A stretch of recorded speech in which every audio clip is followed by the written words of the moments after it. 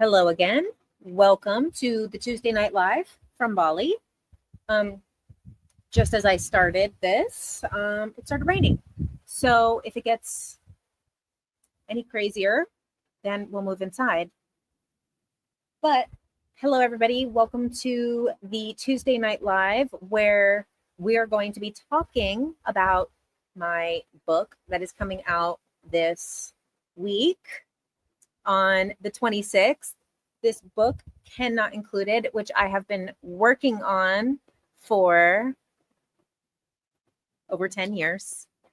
And I'm so excited to finally be here, to finally be putting this out.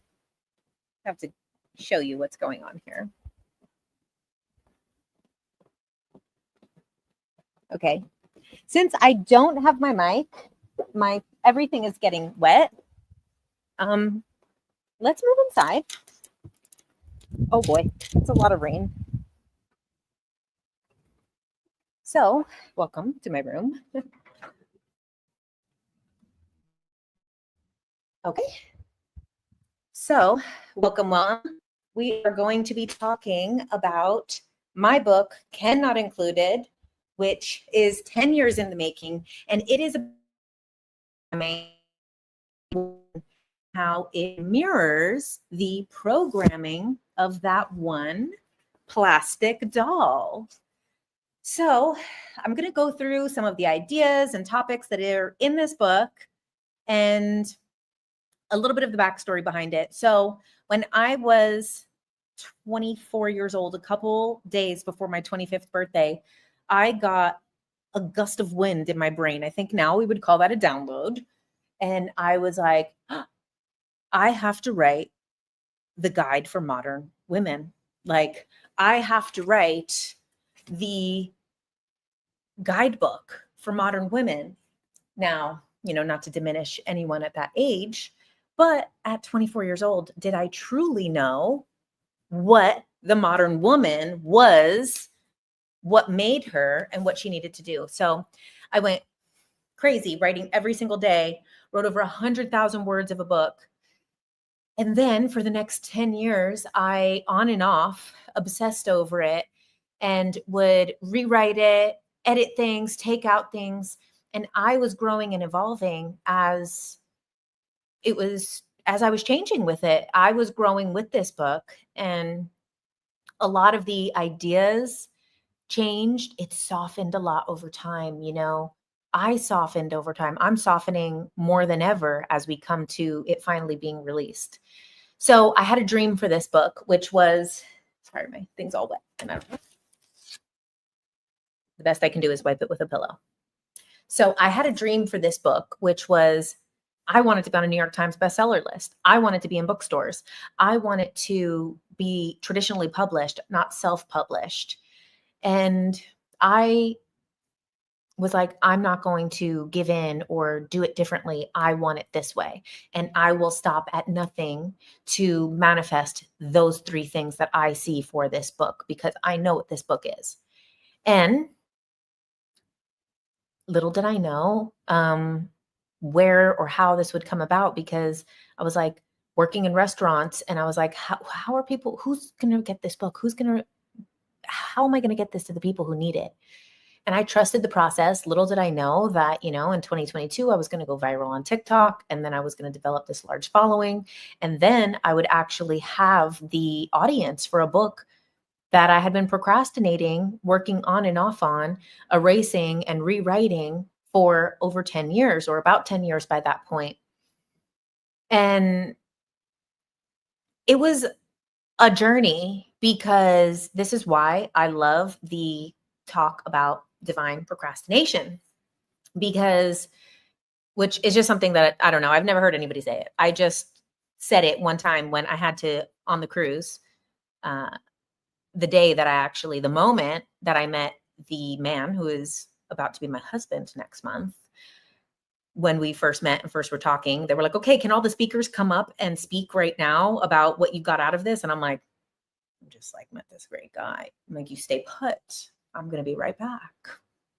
And so I go up to, and they're like, everybody, like, say your takeaway from like what you'd like people to take away from this cruise. And it was a spiritual cruise, as some of you probably know. And one thing is like, we get these ideas, we get this like, wow, I'm going to write a book. I'm going to make a podcast. I'm going to do a spiritual retreat. I'm going to become a healer, or I'm going to share my gifts with the world. I'm going to share my art with the world. I'm going to share my music with the world.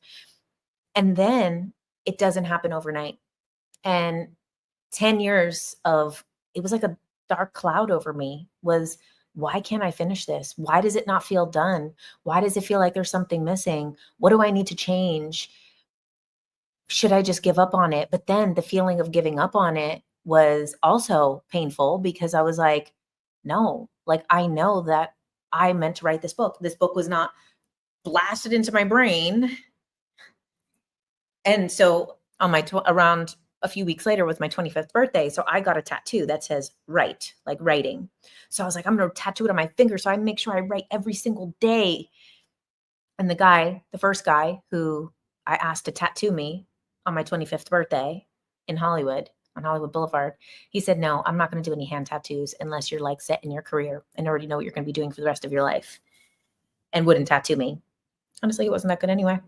And then I went to the tattoo shop like 2 doors down, and I said, that guy's not going to tattoo me. I want you to tattoo this on my finger. And he said, who's he to say? You're a writer. Who cares? You could be a New York Times bestseller by next year, which is what I was like, oh my God, this is going to be a New York Times bestseller. Yeah. And then he told me, don't do it in black ink because it's going to bleed more. So do it in like bluish gray. It bleeds less. You know what?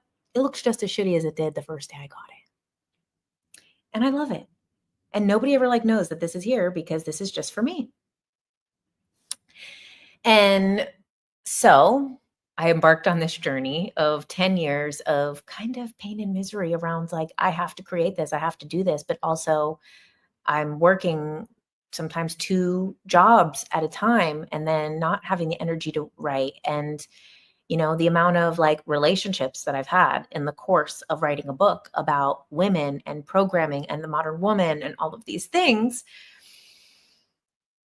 And then the time came about 1.5 years ago where it was official. I had a book agent because, thankfully I got recommended by my friend, and then I was able to shop the book around to different publishers. And some of the larger publishers said, we really like the idea. We don't resonate with the voice of the writer. And okay, I get that. A lot of times the mainstream stuff had never really worked for me. So I was like, I get it. So I ended up with a independent publisher. And I was like, okay, I'm going to traditionally publish it. And the company that I had ended up with had been a new company that was created, or a new division of a pretty big independent publisher who did like a bunch of people's books. They did like, maybe a little bit more on the conservative side books. They've done like, I think they did like Donald Trump Jr., Charlie Kirk.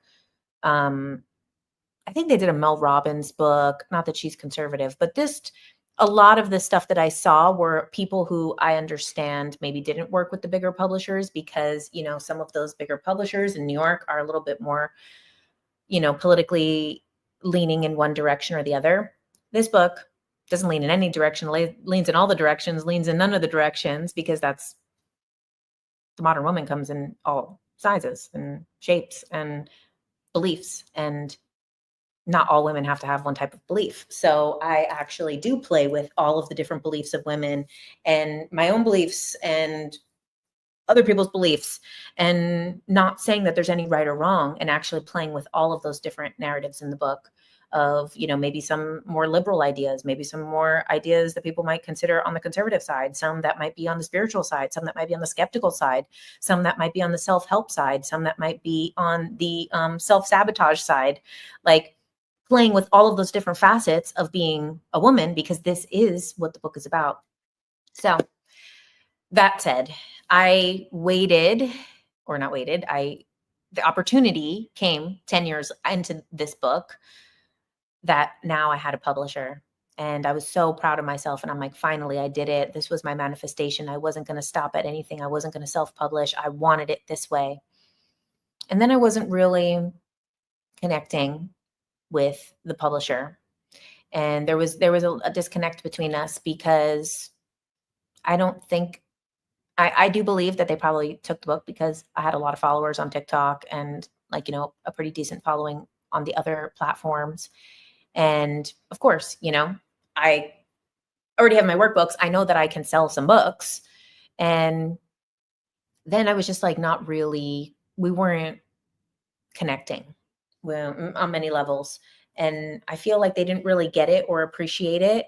And these are it's not only my baby, this is my personal stories. This book has like the deepest, darkest stories of my life, of who I am, of everything, like the most traumatic shit that's ever happened to me.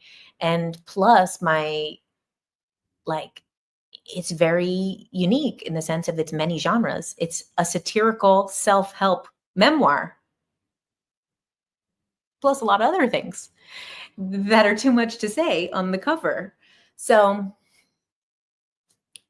and we're going to get into what's in the book, but the whole point is really writing your own story. Is let's see the origin of the programming. Let's see what makes the modern woman think she needs to look this way, live this way, act this way. What makes her think she needs this type of love, this type of wedding, this type of relationship. Let's see what makes her think she needs to be this way sexually, this way in the workplace, the way she needs to have certain things, certain material gains, how she needs to be all the things, how she needs to be a boss and this and that. And now it's like the modern things plus the traditional things and balancing it all. And I'm going to go through the chapters and we'll talk about some of those things. But the main story of it all is like, let's get to the origin of what these things are. Where did these programming indoctrinations come from?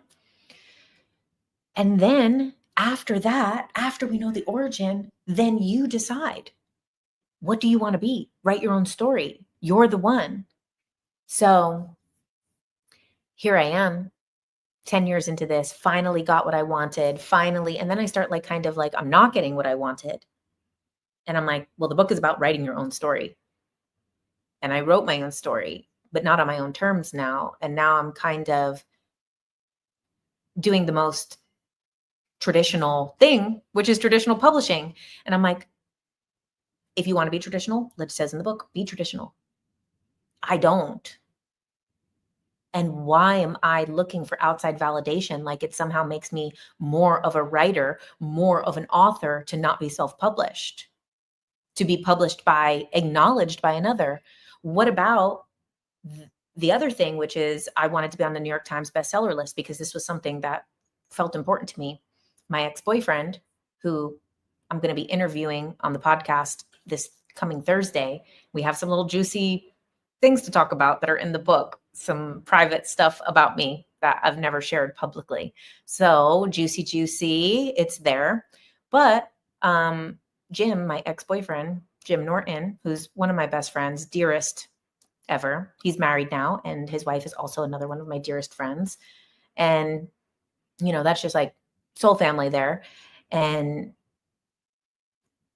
Jim was a New York Times bestseller 2 times. And I remember 20 years ago, 18 years ago, whatever, when he got his plaque that was made for him of the New York Times bestseller list. And it was actually sitting on the floor on the wall where it should be going up, but it was on the floor by it.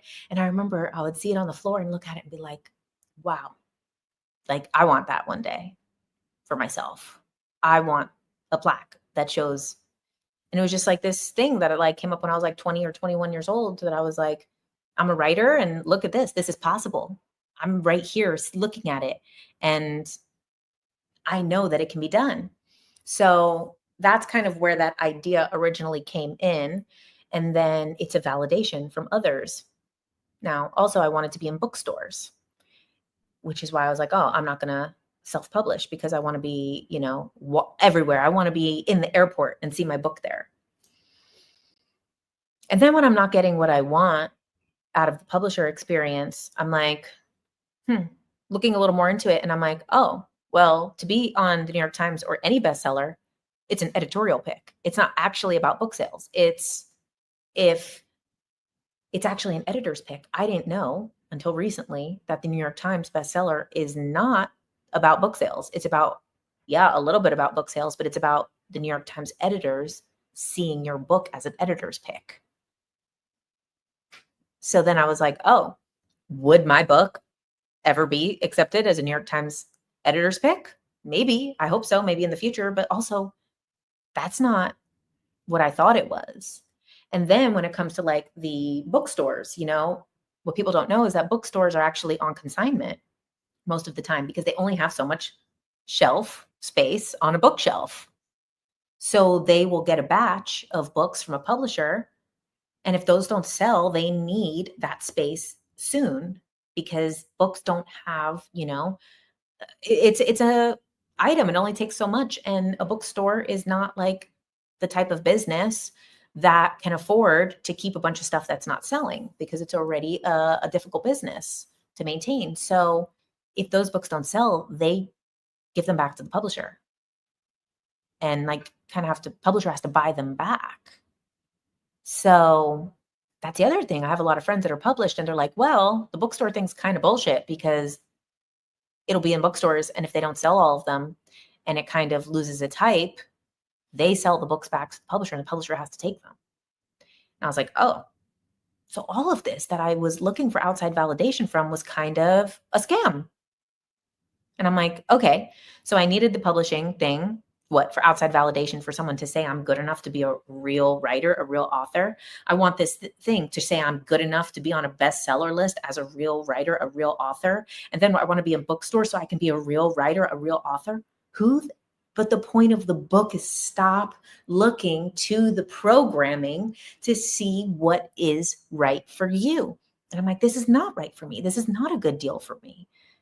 And in many ways, this is not a good deal for me. And this is not allowing me to tell the story that I need to tell, giving it the respect that it deserves, and fuck this. So I got out of the contract and I've been rushing for the last few months to get it edited myself. And then I had also a journey with the editor. The editor was very hardworking. She did an insane amount of work, but she did really tone down a lot of my jokes and a lot of my terrible grammar and made it more readable. And I was a little triggered because I'm kind of like, well, that's like kind of not the way I would say it. And I mean, it's not like it's me being nitpicky of 10 years of this book wasn't good enough to be done. So now as we're getting close to being done, oh, she changed a word. She changed the way I said a couple things. And I'm like getting triggered. And I'm like, no, I'm calling in help in my life. Allow this woman who I hired to help me make this better if my grammar sucks. And I know it does. So I released that. And then I'm like, okay, like this, it's here, it's time. And now I'm in Bali releasing this book from Bali while I'm on, vacation, because this is the date that was the right date for me. My friend, Evan Nathaniel Grimm, the astrologer, he picked this date for me with not only being a great date for publishing, also for my specific birth chart was a great day. So I'm like, oh my God, I'm going to be in Bali at that time. I'm going to do it anyway. So there was like a lot of resistance to like rush everything before Bali and get everything like as far as like posting about it and making content about it. And then I'm like here and I'm like, no, like I don't need to do things the way that I think that they need to be done because this is the way that books are released. This is the way like I'm allowed to pave my own path. It's the message of the whole book. So let's get into the book. Okay, so we break down the messaging of the modern woman. Remove the other media streams. Okay, so let's start in the beginning here. So, Cannot Included. Cannot Included is a satirical self-help memoir broken into 5 parts. And the first one is called Regular Programming. We interrupt your regularly scheduled programming to bring you this important message. And this is our introduction into why Barbie is the example for this book in a satirical way. And then we go to our commercial break. And this commercial break is, here's an example of the intro for this. The following message has been brought to you by Insecurity. Do you feel flabby, saggy, and out of shape? Have you spent thousands of dollars on beauty products and are you willing to spend more? If you've answered yes, then we've got the solution for you.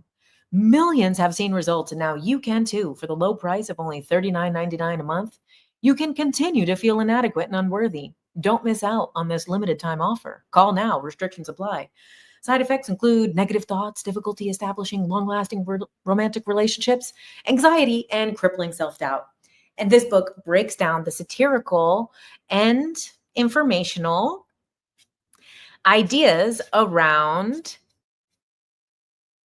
what programmed the modern woman. So we talk about the tampon commercials, how they're selling you protection and dependability, but it literally causes toxic shock syndrome and is covered in pesticides and is bleached fabrics that leaves fibers inside of your vagina and can literally make you sick and ruin your whole balance and your pH balance. But it's for your protection. It's dependable. It's so small, it can fit in your pocket, still having the shame around it. It talks about all of these makeup ads, how we have these people talking about self-worth and what you deserve. And it's a new and improved face every time. And we have these ever-changing faces of celebrities, new and improved, the injections, the fillers, the this, the that. And if you can do that, go ahead. It's right. If it's right for you, it's right for you. However, of course, that is an ever-moving goalpost. The goalpost keeps getting further away of what is beautiful so that you're never going to feel beautiful. We talk about the aisles in, the drugstore, kind of the harassment of it. And then when you finally get to like the period section, it's with all like the monostat and the condoms and all the other shameful stuff. So we talk about the deodorant and how the deodorant sells you carcinogens. But again, it's for your protection. We've got you covered. But we can't blame the advertisers. What are they going to say? Buy my product that causes cancer. And then we also have too, like in commercials, we see this zeroing in on body parts, an arm isolated, a leg isolated, a butt isolated, smooth armpits, a flat tummy. These desirable bits and pieces are actually chopping us up from the whole and making us not look at ourselves as a whole person, as a being. They're making us look at, oh, my stomach doesn't look like that. And then we have the ultimate. There's more things in here, but the ultimate is the hair, the body hair. And we talk about how all of these things that we believe are the modern woman and we believe are femininity, so much of it comes back to some Mad Men style, old dead dudes, these are marketing schemes. This is some Mad Men shit. Like the example that we talk about, it was with body hair. It is natural for humans to have body hair on every inch of their body, except for their palms and the bottoms of their feet. But for women, it is unnatural. It is not right. And we're programmed from such a young age to do this. And the shame around having body hair, the shame around someone calling your arms hairy in school, or your eyebrows bushy, or having armpit hair, or even smelling. Smelling is a natural bodily function. These natural body functions, the period, everything that is natural is made to seem smelly, dirty, wrong. You need to protect yourself from it, the shame around it. And this is the basis of consumerism and marketing and making money and profits, is to make sure that you feel unworthy so that they sell you a problem to create a solution for. Oh, here's the solution to your problem, the problem that we created. So we talk about the body hair thing, which then I get into, this book is filled with a lot of my own personal stories. So we talk about the humiliation of some hair removal stuff and, whatever, getting your ass hairs lasered. No big deal. Nothing humiliating at all to hold your ass crack open in front of a Russian woman. Yeah. Let me just make a note here.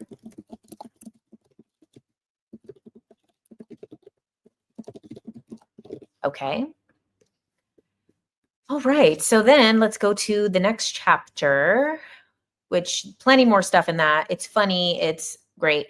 Okay. Then we have skip this ad in 3, 2, 1. And we break down deeper into advertising and we talk about how consumerism has shifted only from insecurity to feminism, inclusivity, but specifically feminism. And where they found out basically that, back in the day, they tried to like kind of sell cars to women. So they started making pink cars. But really, what they started to do is realize that women are the biggest consumer market right now. 70 to 80% of all consumer products are purchased by women. And this is because women, yeah, are consumer hungry and spend so much money and we have so much more products to buy. But also, we buy things for the house oftentimes. And so there's all of this stuff, and they realize that women is the target audience now. And they've even started to do big purchases where it's important for now. It used to be like big purchases were geared towards men, but now thanks to what they sell us as like female empowerment and feminism is, oh great, women can be into as much debt as men are. And then we go deeper into that and break down how this modern woman is forced to kind of almost like mimic Kim Kardashian in a way where it's like, oh, you need to be beautiful and perfect and have this unattainable body and be surgically enhanced or all of this stuff. But then you also need to be a boss bitch and have a personal brand and your own company. And it's like all of the pressure. So it's like we have the old world pressure of like women and our image and things like that. But it's like now we have the pressure of like, oh, you need to have a business, you need to own property, you need to have a car, you need to have this, you need to have expensive items. And then it's like this fetishization of money, and you're not good enough unless you have these material things or unless your life looks a certain way. And we're chasing money to what? Have material items that we don't even fucking need. And it's like, you like nice stuff, be bougie, like nice stuff, but understand the origin of where this is coming from. Because it is coming from marketing, and then we get into PR, public relations, and we get into the history of Edward Bernays. So Edward Bernays was Sigmund Freud's nephew. And he's the one who rebranded propaganda. Propaganda was not very sexy after World War One, and they saw how powerful it was, propaganda, but nobody wanted to say, hey, this is propaganda.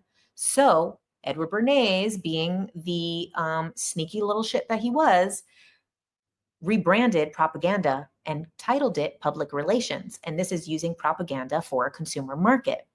He also used it for politics and other things as well, but it was started from consumerism. So in this chapter, we talk about how he created the Torches of Freedom movement, which was during women's suffrage, when women were fighting for the right to vote, he got 3 popular socialites who were very well known in that scene to go to a women's march, to a parade, and smoke cigarettes.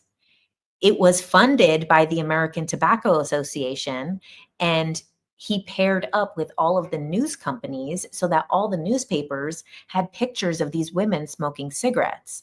And this was women's liberation. Do women want to be liberated? Smoke cigarettes. Because before that, it was considered a male thing. It was unfeminine. It wasn't womanlike to smoke cigarettes. But now it's considered feminist to smoke cigarettes. And this is really the origin of that. And there's some other examples. He's also the reason that we have bacon and eggs as the American breakfast. Like, there's so much stuff. And also the reason why Sigmund Freud is so popular is because he used public relations to promote his uncle. It's not because Freud was actually that profound. I think we know now Freud was not that profound, and it really just talks about the mind control and how basically there was 40 companies in the 80s that owned all of the media, but today it's 7 companies that own all the media. And it's actually less big companies, but because of streamers, because of Google, which now owns YouTube, which is where you're getting this lovely message. And also because of Netflix, it became 7 because it was actually down to like 4. But now because of streamers, yeah. And then let's see, we also talk about Irving Goffman, who created the term gender display. And gender display is the way that we present ourselves. We think this is the way that we're supposed to present ourselves because of what we see. And he talks about self-presentation. So self-presentation is beyond gender. It's everything. If I want someone to think I'm smart, I'm going to present myself in a way that I believe is smart. If I want someone to think I'm attractive, I'm going to present myself in a way that I think is attractive or will be perceived as attractive. We are always doing self-presentation. Every single person is doing self-presentation. Maybe some autistic people might be doing less of it, but it's a normal trait for us in society interacting with each other, with other humans. So gender display is one of those things. And this was a concept that was put out in the 80s, a bit different than where we're at with gender right now. But then we break down the programming that created the modern women, which was like 80s, 90s, I mean, even some older stuff as well. And we break down how men and women were portrayed differently in these ads and how women were seen. I mean, for how long? Look, America's Next Top Model. We grew up where you had to be so skinny and frail and breakable that you could just get pushed over. We would have these like lifeless stares, startled, gasping for air, breathless. Oh, I can't touch myself. Like, oh, holding the product. The product is overpowering me. I'm so weak. And like all of these like things that are shown as like they're like on one foot, they're like, oh, they're contorted, or oh, they're so weak, you could just push me over. And it's like, and you know, I used to model back in the day, and it's not like what I say in the book is not that they're telling you, like photographers aren't saying be weaker, look more vulnerable, be more of a victim, you know, appear more frail. No, that's not what's happening. What's happening is because of gender display in society, we see these images so much that this is what we mimic because this is what we think is normal. But if we look at ads, we feel that they're part of a reflection of life and normal. But when you really look at them, you say, actually, there's this woman, this pale, sick looking woman who is floating off of a curb, and the bag is overpowering her. Is that really a representation of reality? So it's really like coming back to some of these, and the book is nostalgic, very much, you know, for millennials, nostalgia, but Gen Z as well, and Gen X, Gen X and millennial the most. Some Gen Z will, but Gen Z did grow up differently. Okay, so then we have the programming, which is TV programs, which are now, you know, TV shows, streamers, all of these things, but they were originally called programs. So we break down the programming of the TV shows that created us and how things changed over time and how basically, you know, the shows that were for men and for women, and how one of the things that we break down is how like men were so put into a box because there's so much talk about female programming and how women have been had these unattainable body standards, and everything is so unhealthy for us, and we're put in a box, and we're, you know, made to be smaller and made to be this and made to be less than what we are. But because this system works for men, we forget that they are just as programmed and in some ways put in more of a box. So we break down how like men have been so programmed to be emotionless, and then football, a touchdown, they're having bursts of energy and excitement and emotions and crying and busting walls down. I mean, the Eagles set the fucking town on fire, set Philadelphia on fire because they won. Thank God they didn't lose. Is this because? Is this repressed childhood emotions? Is this repressed emotions? Or is this just a safe place for men to let out emotions because of the programming? So we talk about these different, you know, buzzwords around things. And, you know, then the next chapter, and there's a lot about the programming and really like the types of shows that men watch. And, you know, I mean, the reality shows that they watch versus like, say, women, you know, watch these like gossip reality shows, but men will watch like extreme fishing, Arctic diving. There's like, and then like the other shows are like Viking shows and things like that, which are around like power, force. And not to say that men are not geared in that way to maybe want those things, but there is so much programming around what is acceptable for a man. So then we get into the chapter Masculinity, and we talk about the mask that men are forced to wear. Even though this book is about women, we have to understand that men are programmed as well. And a lot of times when it comes to a woman's body, it's very obvious. You look at reality stars, celebrities, we see they have this unattainable BBL, big fake butt, and fake boobs, and fake this, and the lips, and the that. And then in a couple years, the goalpost moves, and now you need to be super skinny because it's Ozempic, and now you need to be this, and now you need to be this, and you go back, and it's like the thing, oh, a little lizard, and it keeps changing what we need to be. And it's obvious what's happening to women, but with men, they're shown this like, Marvel wrestlers, the Hulk, Stone Cold Steve Austin, The Rock, all of these like Arnold Schwarzenegger, Sylvester Stallone, they're shown a different type of unattainable body image. And not to say that men can't look like that, but that is also unattainable for a lot of people, and maybe not the best thing for everybody to be a bodybuilder.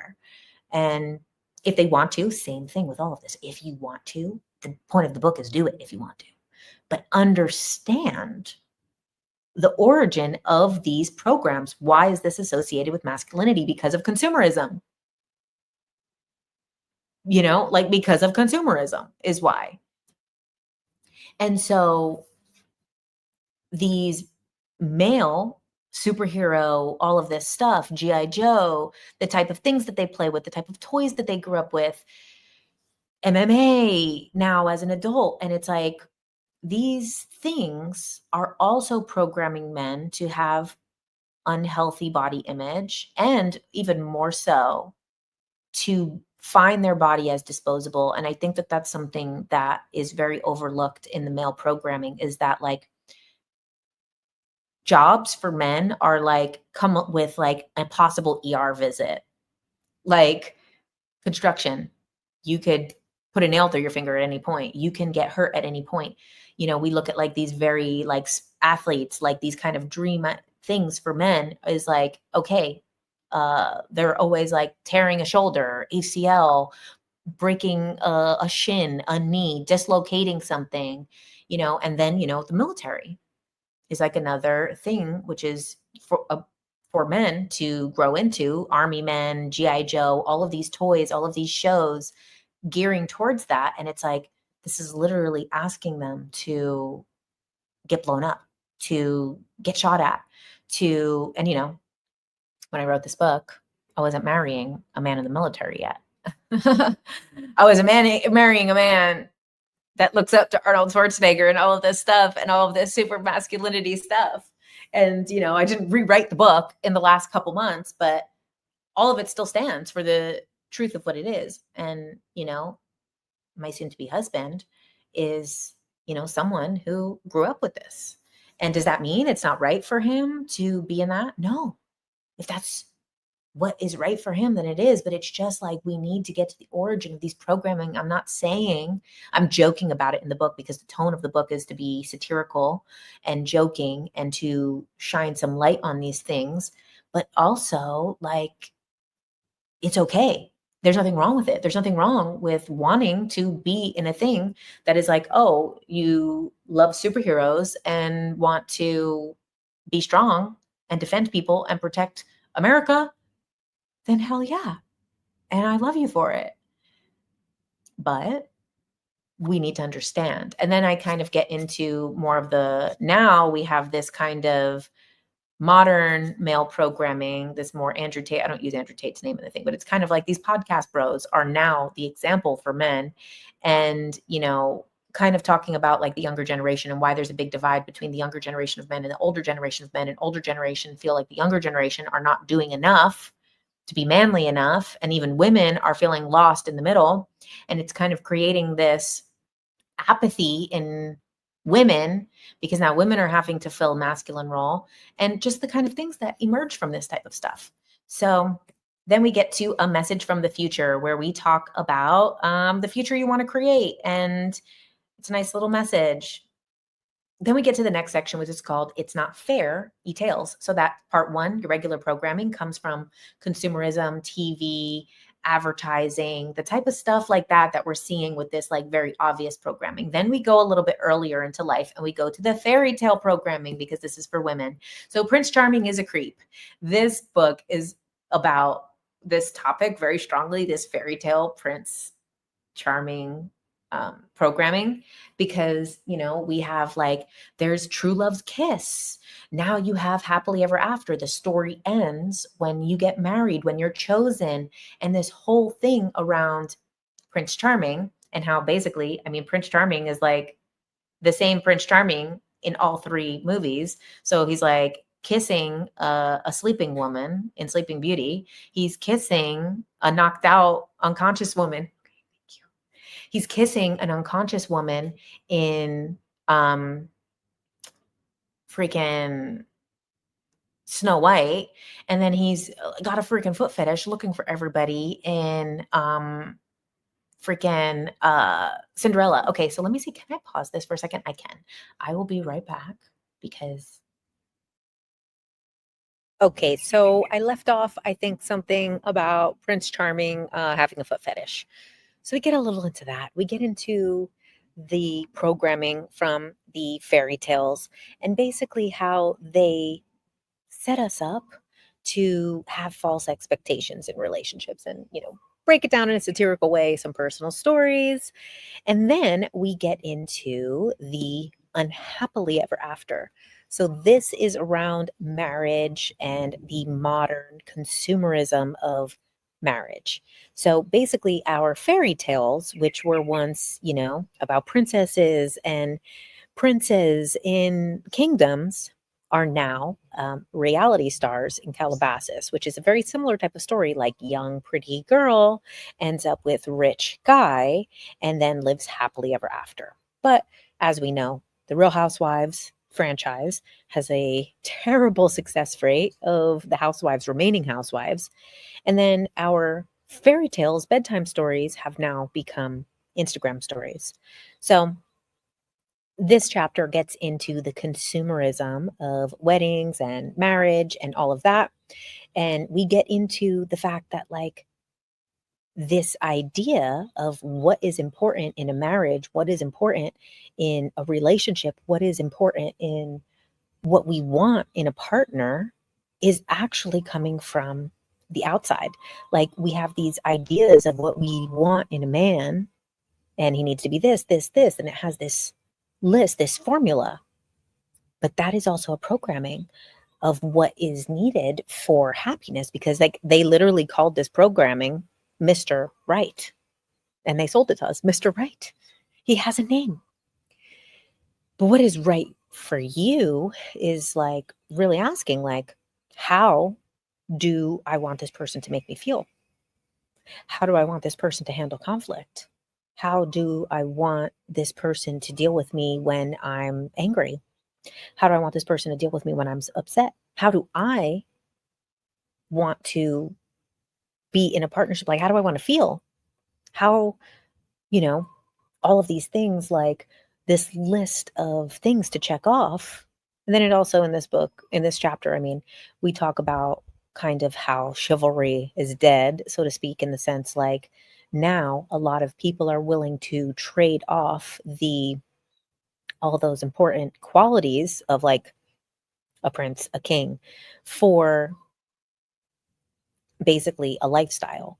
So there's so many people who will deal with like an unfaithful partner and deal with lying and cheating and all of these things in exchange for where they live, the car that they have, for a credit card that they can just spend on.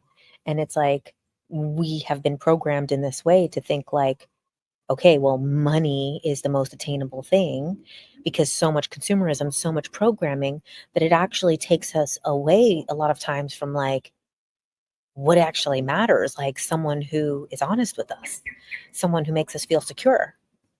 So we break down all of those things. We break down how basically fairy tales end with the marriage, but actually that's a whole nother book. Or there should be like a second part of the fairy tale. Okay, next we have The Wicked Witch. And all of these like go super deep into it, and they're, I mean, quite funny and personal stories. But I'm just kind of giving you the overview here, and I'm moving much slower than I would have thought because I'm already 45 minutes in. But The Wicked Witch. So this is about the other woman complex, how in all of these fairy tales, there's no moms. Like, you know, I still can't forgive them for Bambi. And none of these people have moms. There's only evil stepmothers, wicked witches, seductresses, um, octopus, uh, witch woman, Ursula. And so basically, there's this idea in these fairy tales that, like, you're either like the young, pure, beautiful one, or you're the nasty old hag. Or if you're the one that's chosen, everybody's after what you want because there's only one prince and only one princess and only one is chosen. So all the other women are the enemies. And so in this chapter, we talk about that programming, but especially I talk about my own issues with that, that like I've always had this issue with the other woman. And it's one of my deep wounds because, you know, this was what happened with my parents. And then this is what happened as a pattern in most of the relationships in my life. And so this, I kind of go through the story of like other women and the delusions it caused. And then I go into even a story that is so crazy that my editor actually said, "Is this a true story?" Yeah. All of the stories are true stories, and they're actually a bit tamed down from the reality. But no, this story, my editor is like, "Are you telling the truth? This is so bizarre." I'm like, yeah. And I kept most of the stories out. But in one of the stories, I accidentally become the other woman. And then I wasn't the only other woman. There was many other women. And this person was married. Sorry, my hair just dried from being wet and now it's all fluffy. So the Wicked Witch. And then we go to fairy tailoring to shape your own ending. And this is really like you are the fairy tale. You are whatever you want to be in your fairy tale. And again, coming back to the story of how do you rewrite your story? How do you rewrite the future? How do you go from taking your past, your stories, your circumstances from PTSD and trauma and hurt and heartache into what we would call PTG, which is post-traumatic growth, which gets a lot less attention.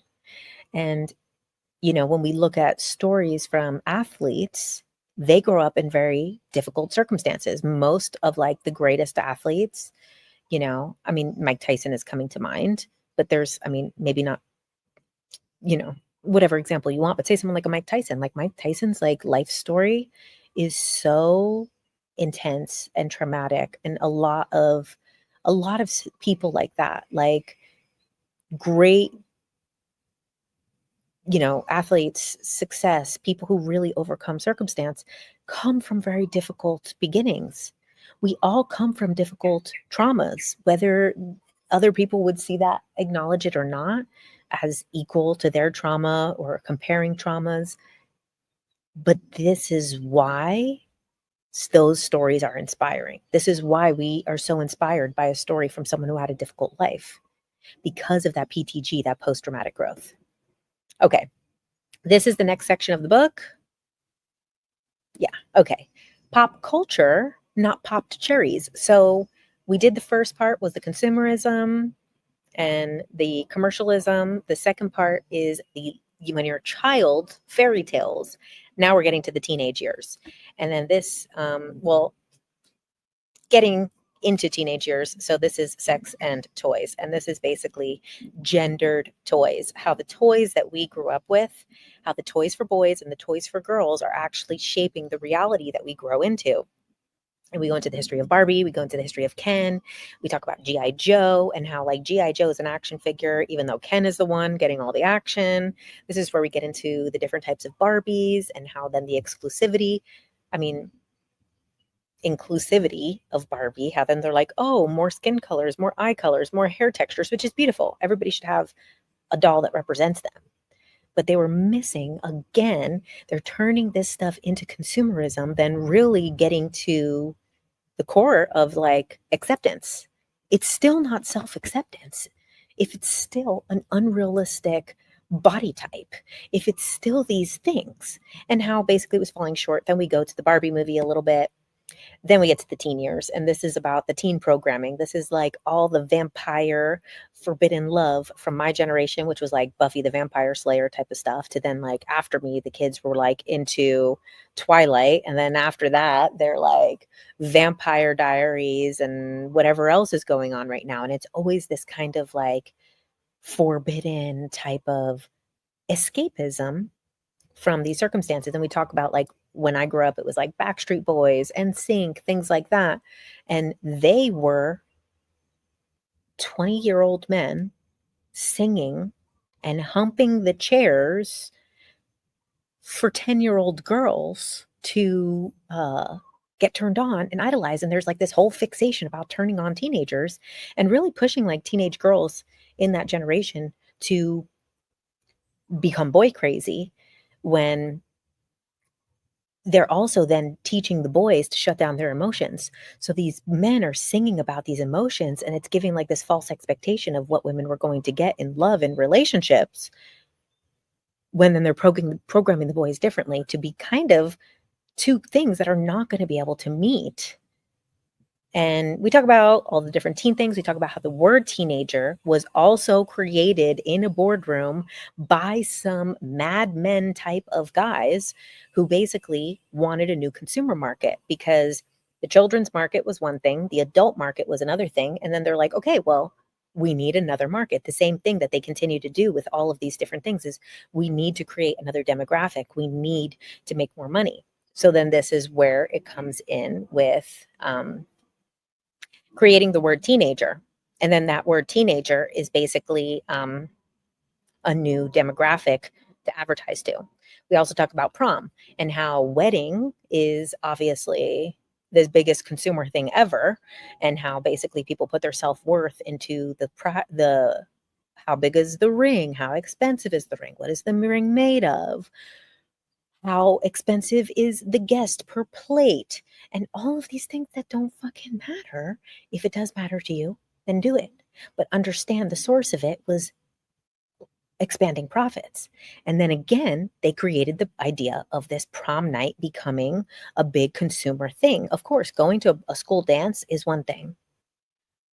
Going to a school dance and paying for it, like getting a limo, getting this, was another way to get an additional mini wedding out of a woman's life in her consumer lifetime. Then we have the Lolita and the Prince thing. And this is the Lolita complex. And this is the obsession with purity, virginity, barely legal culture in our society for so long.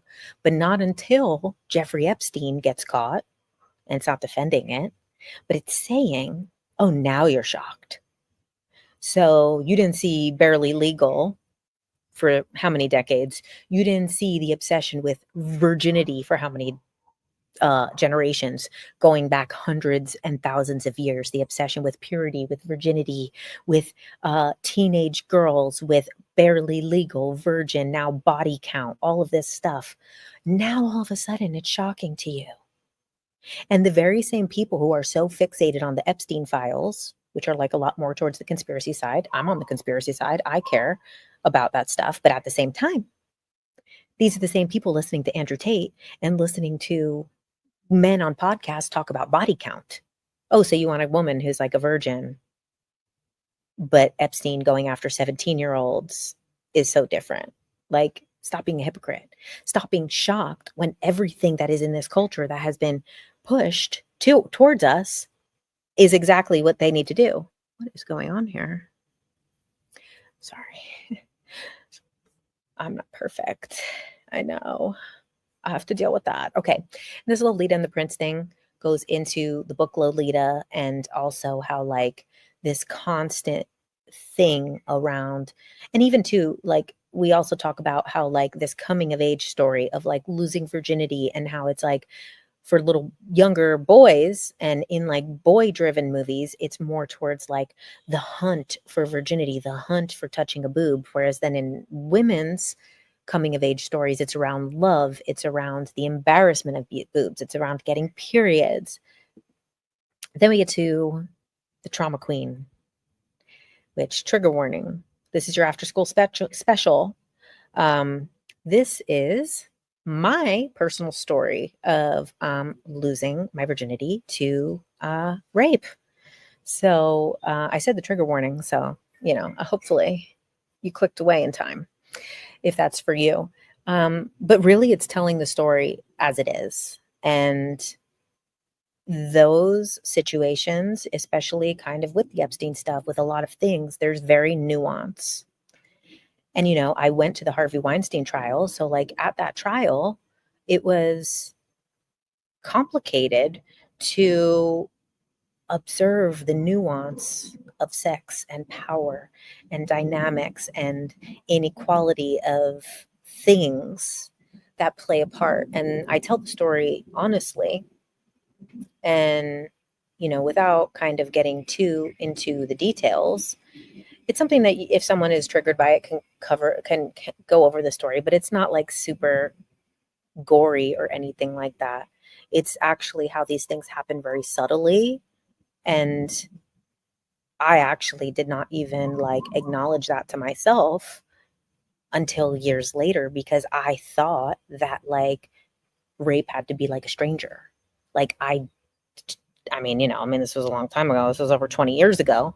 And like, it had like the way that it had played out with this older person who, now I know the word grooming, but it wasn't that aware then of being a teenager and having a guy that was older seeing you in this way that like people didn't see you because, you're a teenager, you're like, and it's different than the guys at your age than a guy who's like 30 years old who does know how to kind of flatter you and make you feel smart and make you feel like valued and then to devalue you after, getting what they want.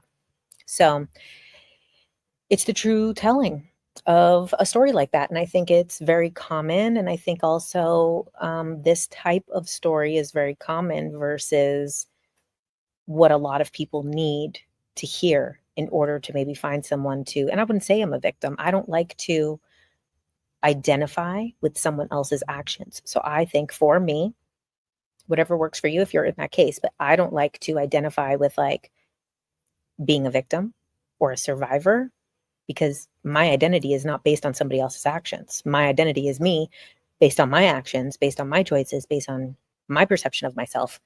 I do not identify with being a product of someone else's actions. So it's a subtle but honest story. And then we go to this experience that I had when I was 16 led to me stop talking to my dad a couple months later because I was feeling like it was almost my dad's fault that I ended up in that situation. And, those who have watched my experience with the ayahuasca and everything and talking about, the relationship with my father, I haven't talked to him in 20 years. And in this, is the original way that we stopped talking in great detail. And again, really like going through the subtleties of like how this dynamic between him and I over the years. And then we do talk about the fact that I went to see him a few months ago and he refused to see me. So we kind of go through the whole story of how that comes about. Then we come into this Selling Innocence chapter. I think I actually changed the name of this chapter. So it might be different when you get the book because I think this might be like the last version. But this is basically about like selling all the stuff. This is around daddy issues, whereas daddy issues are now seen as something that like women have. But actually, it used to be just a father complex, and both men and women have it, but it's been now sexualized, and now we have this daddy thing sexualized, and then all of this stuff becomes around like the selling of purity and the value of purity, and it just breaks down a lot of these things that we're really leading teenagers on the wrong path, in my opinion, with a lot of this stuff. And we're not setting them up for this world. We're setting them up to think, and okay, again, anything, do it, everything you want. That's what the whole book's about. But we're setting them up to think that like their value is in like an OnlyFans where they can make millions of dollars potentially, or do they want to suffer? And it's like there's so many things around like the value, their value going towards sexuality and the brainwashing of teenagers. Then we get to adulthood, the American man dream. And this is the story of me going on an interview with a lawyer's office, and it going horribly sexually harassment wrong. Then we talk about manning up, and manning up is breaking down how women have entered the man's world and how the success for women was shutting down parts of themselves to fit into a man's world. And now we're in the man's world, and now we just have double the stuff to juggle. Now we need to do all of the stuff and provide and do all of these things and fill this blank, but then we still need to look good. And then still, most women still want to have children and still want to do these things. So then it's like, how are they going to balance all of these different things? And the way that it leads to essentially being unhappy for both sides, because this world, now that women are in a position, there's more managers that are women, there's more women that are going to college, there's like, it's really started to shift. However, it's not making humanity happier. It's making us less happy. So it's not saying don't do it, but it's saying like, let's get to the core of what we're doing and what we're being sold and what we're being told. Okay, so battle of the sexes. This is the social stuff between men and women, and basically femininity, masculinity changing, and kind of both sides becoming kind of apathetic, and this pushing in society that men are chauvinistic and misogynistic and women are all angry feminists, and there's this battle between each other that isn't leading us anywhere. Then so we have the femininity, masculinity, and then we have mascara and machine guns, which is the toxic masculinity and toxic femininity. Toxic femininity doesn't get talked about enough. We all know what toxic masculinity is. And also women can embody toxic masculinity. But what we get into is also the toxic femininity, which is like self-sacrificing. And I mean, we have a huge list. Let me actually go over some of it because it's pretty interesting.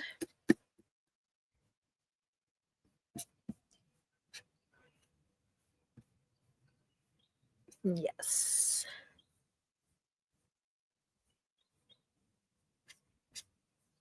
Yeah, so we're going into the toxic side of it. So obviously we know the traits of toxic masculinity. That's very easy. Being hyper competitive, as ambitious, overworking as a badge of honor, hostility towards femininity, covering up their own vulnerabilities, sexual entitlement, dominance in using dominance to hide insecurity, emotional repression, all of these different things. But let's get into the toxic femininity. Okay. Passivity posing as grace. So being passive, but pretending it's graceful. Manipulation masked as influence. So being subtle, but it's actually manipulative. This is toxic femininity. Self-sacrifice as a way to be nurturing. So like we see moms do this all the time, constantly self-sacrificing, but this is out of their nurturing, toxic femininity. Overemphasis on appearance. So they're hiding their real self-doubt that they're having. but make so into appearance. Reinforcing of norms, around tradition. Sometimes toxic femininity can be like going so much to like a trad wife thing. Like, of course, you want to be a trad wife, be a trad wife. But toxic femininity sometimes is like using that trad wife thing as a way to kind of position yourself as different than other women, which works well in a lot of the toxic masculinity spaces and can get you really ahead. And like, they kind of call it a pick me now, but that's what it is it's like, reinforcing the patriarchal norms. So it's a pick me in slang. Agreeableness as diplomacy. So basically saying yes to avoid conflict, but then repressing yourself. People pleasing, but it's actually like, oh, I'm so kind, but it's actually people pleasing. Playing dumb as a way to seem modest, as a way to make other people feel comfortable. Silence passing as serenity. So like pretending that you're fine when you're not. Deference as respect. So letting others take the lead doesn't mean that you actually respect them more. It's like, so sometimes like women will be like, oh, well, I want him to feel in charge, so I'm going to let him be in charge, even if this is not something that he's good at being in charge with. So now we're both going to suffer. And valuing sexual desirability over everything. So basically really valuing the attention of men and sexual attention over everything. And then in this chapter, I share a very crazy dark secret. Dark, maybe it was a strong term, maybe not for some of you. I'm actually going to talk about this a little on the podcast with Jim on Thursday. So I'm not going to reveal what it is. Well, I'll reveal it on Thursday, but then you're going to have to read the book to see what that secret is. Okay, so our next section is brains, body balance, which is basically mind, body, spirit, right? Redefining women because simple was too easy. And this really is satirical around like Fox News talking about like everyone's becoming trans, and then CNN talking about like women don't exist. A woman isn't even a thing. Anything could be a woman. And it's just extreme and toxic in both ways. And this chapter triggered I want to say triggered because she said she wasn't triggered, but my editor strongly disagreed with this chapter and strongly advised against it and didn't want me to include it. But how could I talk about everything about being a woman without addressing the fact that the topic of being a woman has become political and controversial, and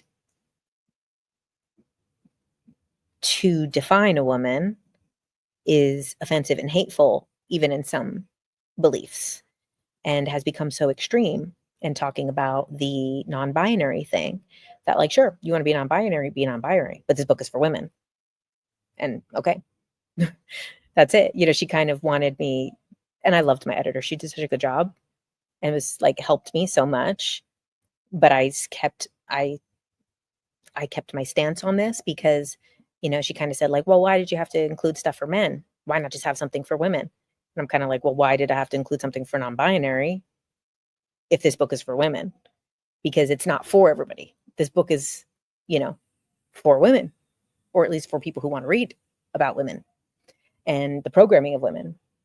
And so, and there is stuff about men in here because this is kind of the dynamic it's talking about. So it's not saying that people can't be, but it is saying that some of this non-binary narrative is coming from escapism of the trauma of being a woman. And I know and to some degree is also our own wounds around gender are being projected. And I talk about that actually in the sex and toys chapter, is that our wounds around gender, around sexuality are being projected onto children. And I think let kids develop how they want to develop.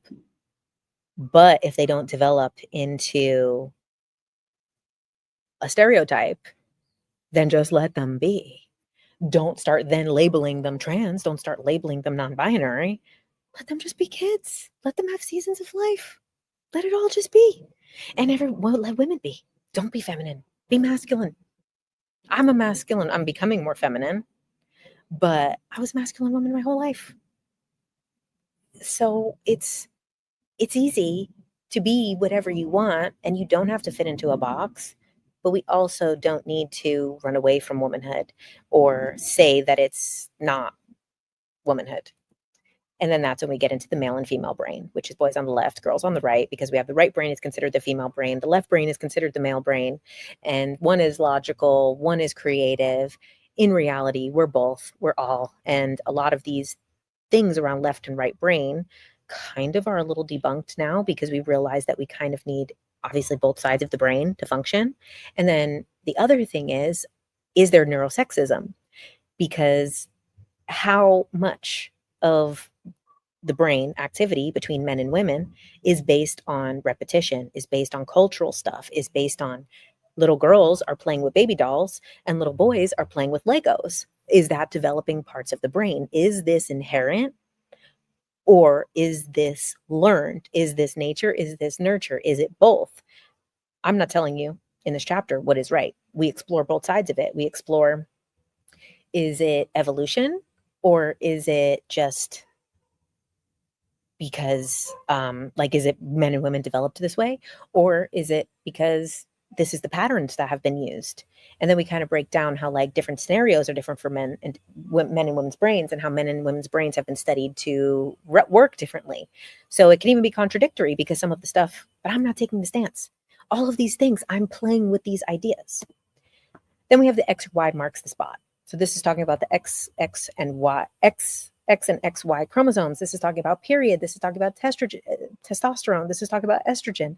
This is talking about the hormonal cycle. This is talking about chromosomes. This is talking about the biological aspects of being a woman. And again, some of the stuff I said about gender might have triggered some people and be like, oh my God, she's a TERF. This section, we talk about how basically this whole XY chromosome thing, a lot of people don't even know that a large percentage of the population is neither. There's people who are XXX, XYY, XYX. Like, there's crazy stuff with the chromosomes. And unless we've had these tests, we really can't say what anybody is or who's what. Like, so there is some stuff. And then also the hormone stuff, and everybody having different hormone levels, and women hormones fluctuating throughout the month. And so we talk about the biological aspects of womanhood.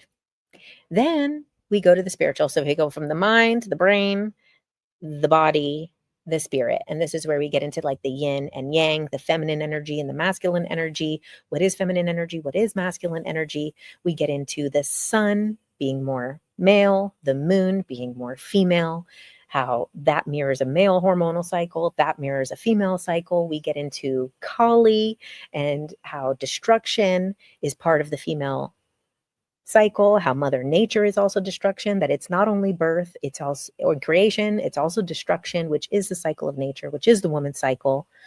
We also talk about how, the Fibonacci spiral, how the Fibonacci spiral is like straight lines and curved, and how the curved and the straight end up at the same point. The curved and the straight end up at the same point. Same point, same point, same point. So whether you're going with the feminine or the masculine energy of the masculine of the straight lines, the feminine of the round, you're always meeting at the same points. And how the feminine and masculine energy is the balance of all things within nature. And how even in the Hermetic principles in the Kabbalion, because we're getting into all the spiritual stuff here, is the principle of gender, and how this spectrum of gender is a part of this dualistic nature that we live in. Then we get to this chapter 25, Assembly of Self-Required, which actually is like a later chapter that has been added in, which talks about the parts of myself, and why this book is a lot of different parts, because I'm a lot of different parts, and this is reclaiming all these different parts of myself and closing the chapter on who I am, and how even a lot of the stuff in this book I've grown beyond the thoughts of, and going into how, some of the things that my editor said, which is why I added this in, was she said, like, kind of some of the stuff from my past are fucked up stories, and I've made bad decisions, and I've done dumb things. And I talk about that. And she's kind of like, well, doesn't this discredit you as a person to listen to? And like, why would somebody want to hear about this from the person who did this? valid points, because any reader might feel that way. So no judgment to her, actually. Thank you for saying it. And that's like what this is that like, and all of that is me. And I don't need to lie or retell the story of my rape so that it feels more digestible for a person. I don't need to retell the story of when I didn't realize that a guy was married, and I was not only, I thought the other girl was the other girl. We were both the other girl. Because then he had a wife. The girl that I was worried about, we were both the other girl. And like things like that. And like making bad decisions, not leaving sooner. All of these things are real, are me, are also the person that I am. Oh, is Tony coming? And then we go to the future. Oh no, he's not coming. Just the wind is opening the door. Okay, so then we go to our last section, which Life in Plastic wasn't fantastic. And then we have Ancient Sapiens, which is basically like an Ancient Aliens episode, looking back at this time, which we would call the era of self-sabotage, how we thought that we were the most advanced, most progressive time in history, when we were actually the most destructive, self-sabotaging time in history, and worshiping a Kardashian class, and injecting these things into us to make us look more like them, and worshiping these little black boxes that we would hold up to the sky and make duck faces towards, kiss towards them, and all of these kind of ridiculous things that we do. And if we do really want to shape the future that we want, then what do we have to start doing now? And then the point of the whole book, write your story. And then this is my story of coming about with this book and myself and all of that. So cannot include it. My book coming out on May 26th on Amazon, self-published, as I originally didn't want to do, and I came to realize was the right thing to do for me. And so I hope that you get it. I hope that you love it. Write a review. Mostly I say, if you don't love it, don't write a review. Write a review if you hate it, because this is the truth of it. Okay. And this is all of it. And I'm closing the chapter on this part of my life. So thank you guys for coming here to this Tuesday Night Live from Bali, where I am lucky enough to sit at this beautiful, beautiful space and be able to release this project that I have been carrying for so long, and being able to release it here from this place of peace and tranquility for a project that has caused me a lot of stress and work and, self-worth issues, and made me look at things and made me edit so many times and go over so many times. So thank you. And I will see you guys back in LA next Tuesday, and we'll be back to our regularly scheduled programming.